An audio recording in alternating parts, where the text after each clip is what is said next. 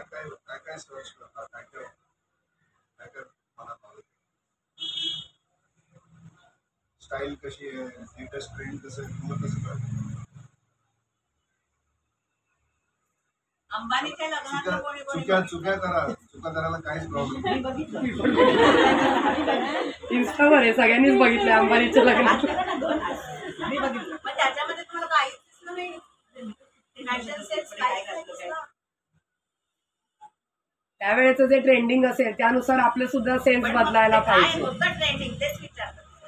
Jewellery होती तिची, आरी वर्क होतं एकदम, त्याच्यातलं पण ते छोटे छोटे केलेले होते खूप ड्रेसवर, म्हणजे डायमंड्स म्हणा, लेस म्हणा, बारीक आपले मणी कुंदन वगैरे, त्याचं वर्क तुम्ही खूप आता या सगळं छान क्षेत्रात होतं. काम करताय, त्या क्षेत्रातली सर्वात 3 चांगल्या क्रिएटर्स किंवा आर्टिस्ट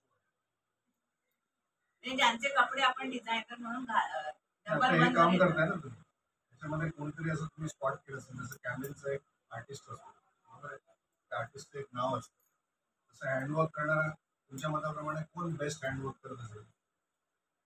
मला माहित नाही, विचारतो. हे जेव्हा तुम्ही लक्ष ठेवाल ना की त्या क्षेत्रामध्ये कोण सर्वात बेस्ट आहे, काय करतात, ते वेगळं काय करतात, त्यांच्याकडून आपल्याला शिकायचं काय आहे, तर ते डोक्याला ऑटोमॅटिकली चालू काम छान केलं की त्याला प्रॅक्टिस लागते. मला माहिती पहिले तुमच्याशी 10 वेळा तुम्ही जेव्हा कराल तेव्हा 10 चुका होतील, पण मग 11वा इतकं छान की अप्रतिम होईल.